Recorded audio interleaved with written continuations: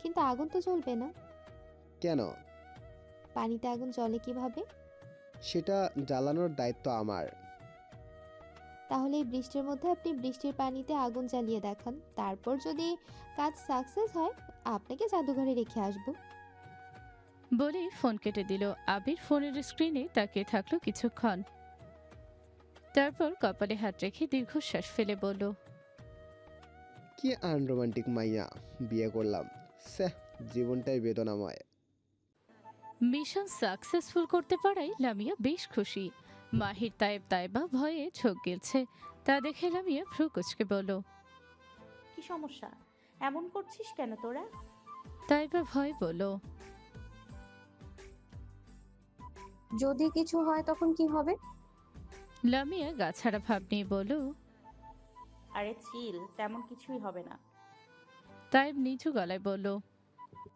যদি ক্ষতি হয়ে যায় তখন?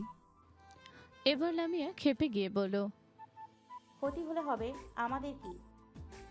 বলেই হাঁটতে লাগলো। সাথে মাহির তাইবাও। তাদের ভীষণ ভয় হচ্ছে, আবার হাসিও পাচ্ছে। লামিয়া ঠোঁট ফুলি টম হয়ে আছে, দেখতে ভীষণ হাস্যকর লাগছে। তা দেখে তিনজন মিটমিটিয়ে হাসছে। বসায় যাওয়ার পথে লাউ বাগানের দেখা পেতেই তাইব লাফিয়ে বলল, ওফ, দেখ লাউ বাগানে কি সুন্দর লাউ ধরে আছে।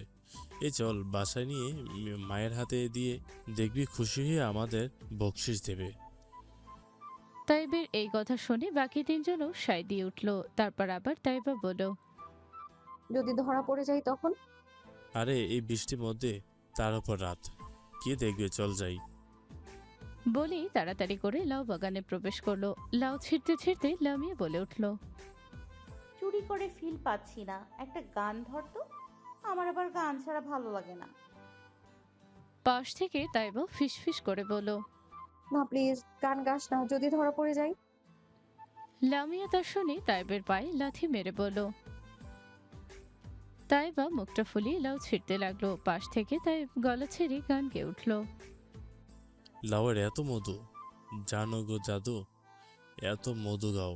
লাউয়ের এত মধু, জান গো জাদু। লাউ কইলাম সঙ্গের সঙ্গী, আমি লাউ কইলাম সঙ্গের সঙ্গী। সাদের লাউ বানাইলো মোরে বৈরাগী।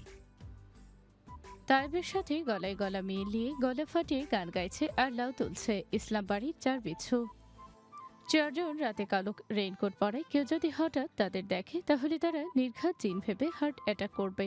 হঠাৎ পিছন থেকে টর্চ লাইটের আলো তাদের উপর পড়তেই চারজন গান থামিয়ে দিল।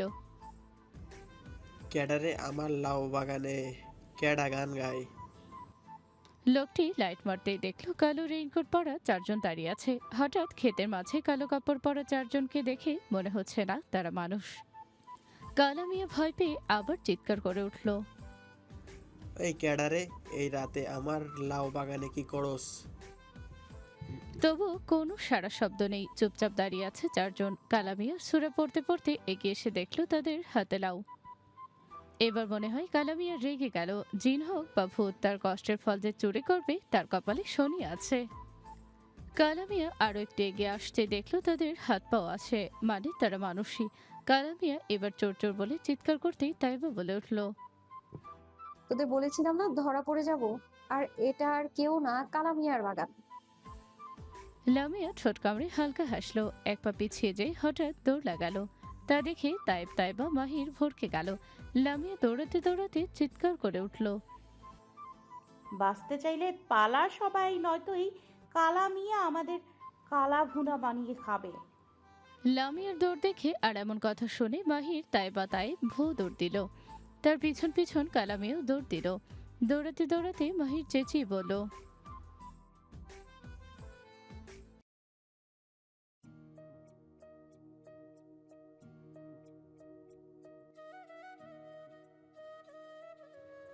লামিয়া দৌড়াতে দৌড়াতে বলল, এখন আগে নিজে বাঁচ, তারপর আমার কথা চিন্তা করিস। কালামিয়া চোর চোর বলে চিৎকার করতে আছে আর লাউ হাতে নিয়ে লামিয়া মাহির তাইব দৌড়াতে আছে। লামিয়া আবার চিৎকার করে উঠল। জোরে দৌড়া সবাই, নয়তো কালা চাচা আস্ত রাখবে না। হঠাৎ কালামিয়া দৌড়ে থাবা দিয়ে তাইবের রেইনকোট টেনে ধরল। নিজের ছাড়ানোর চেষ্টা করলো।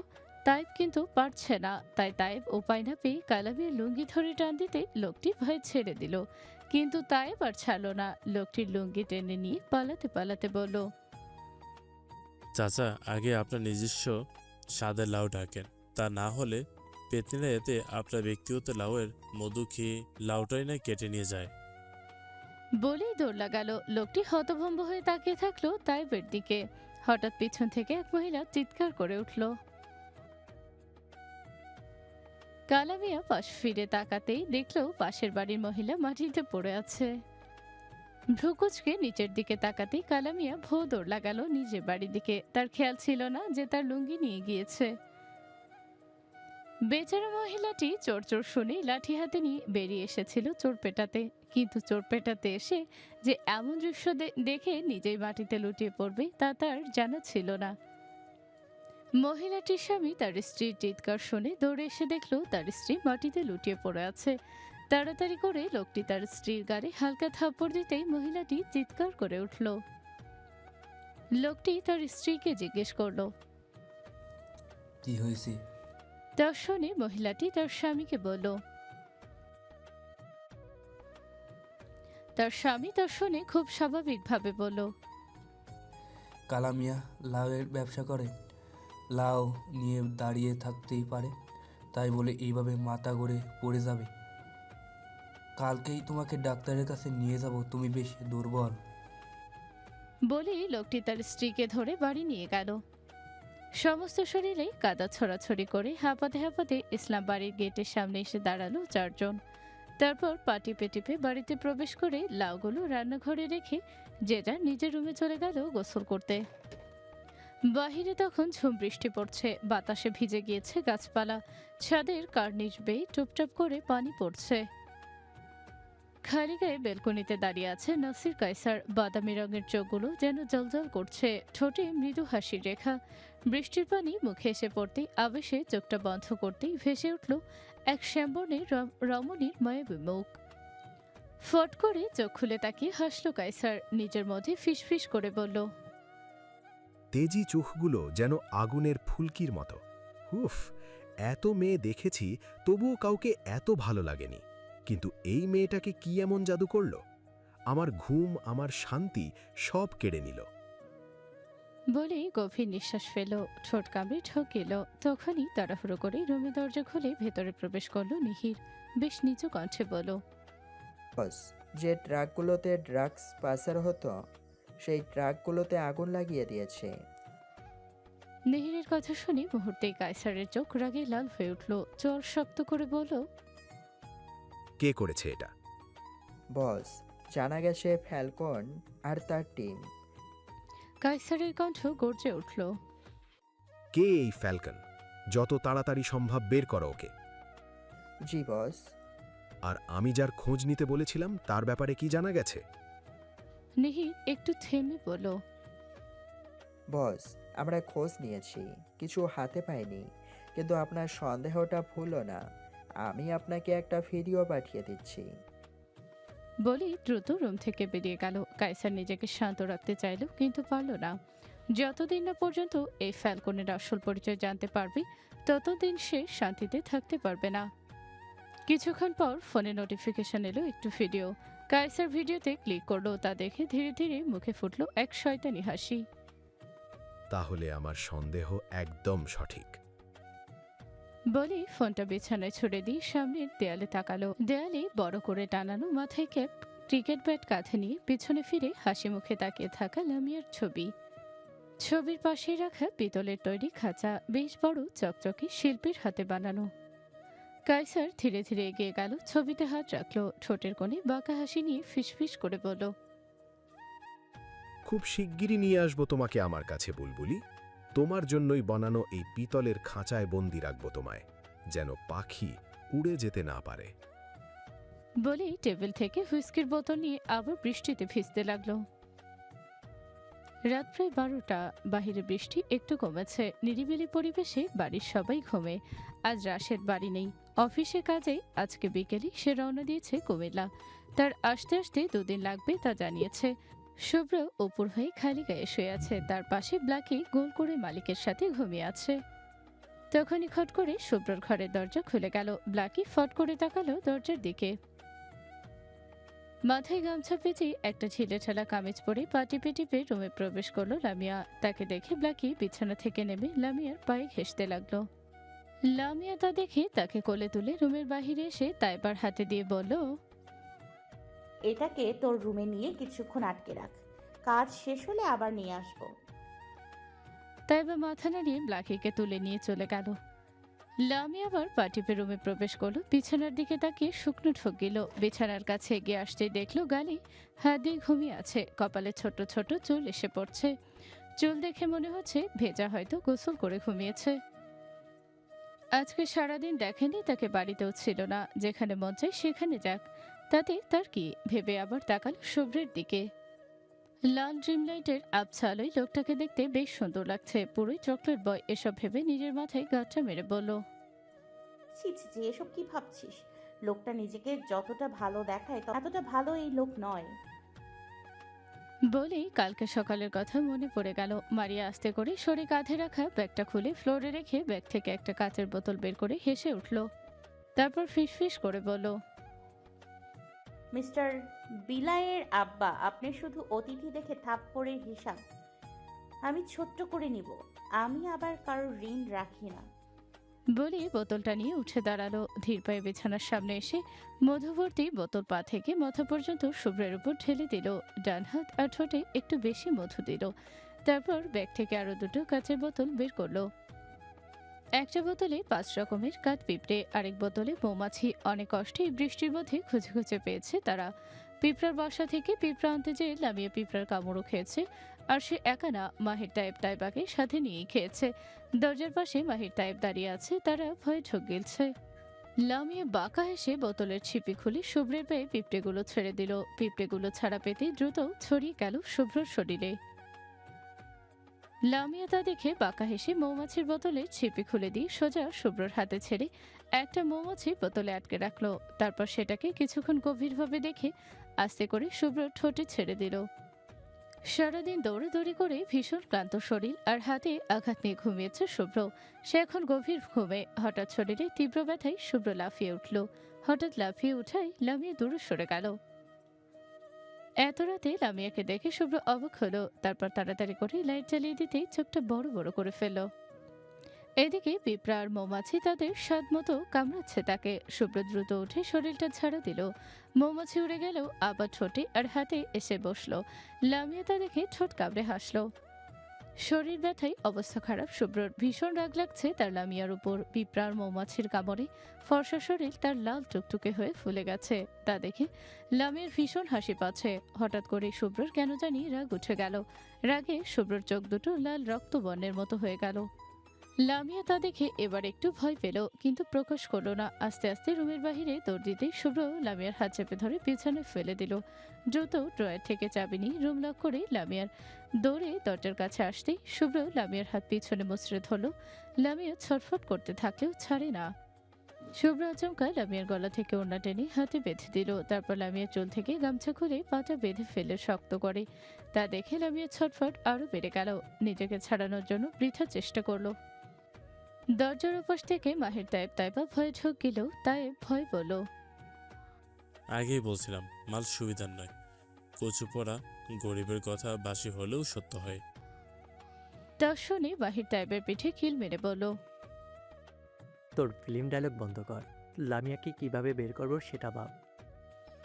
লামিয়ার হাত পা বেঁধে মুখে টেপ দিয়ে বিছানায় বসিয়ে দিয়ে শুভ্র গোসল করতে চলে গেল।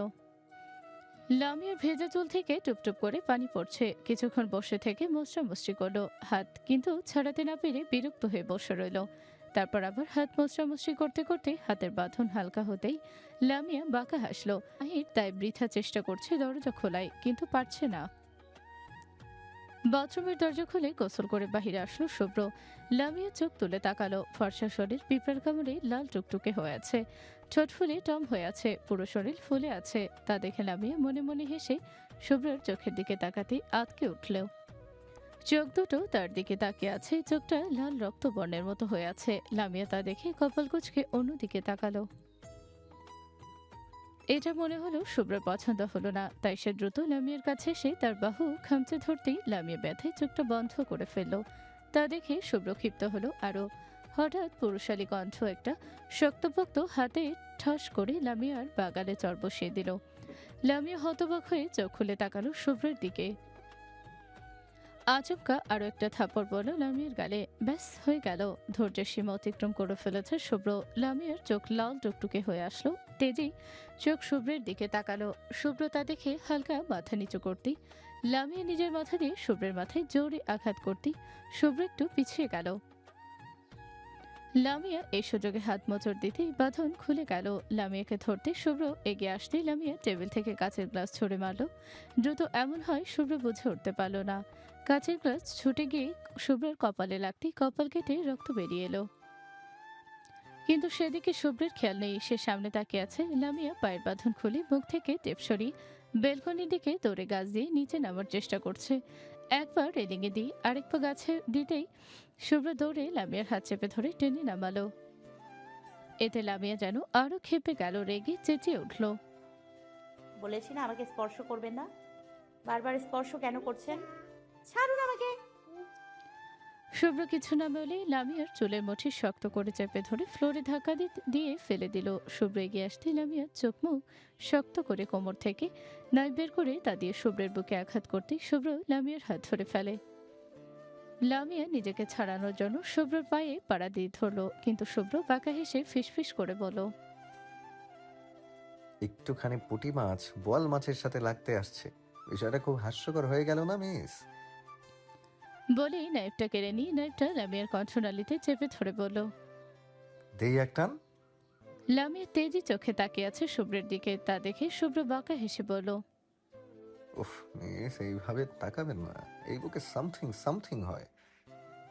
তা শুনে লামিয়া বিরক্ত হয়ে অন্যদিকে তাকালো। শুভ্র লামিয়ার হাত রেগে আরো জোরে চেপে ধরলো। সে সামনে তাকাতে লামিয়া অন্যদিকে তাকাবে, তা তার সহ্য হয় না, কিন্তু এই মেয়ে বারবার সেটাই করে, যা তার পছন্দ নয়। হাত জোরে ধরে লামিয়া ব্যথায় চোখমুখ খিচে নিল।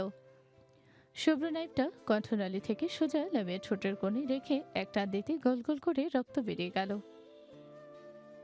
লামিয়া শরীরের শক্তি দিয়ে শুভ্রকে ধাক্কা দিয়ে ঠোঁট চেপে ধরল, তা দেখে শুভ্র হেসে উঠল।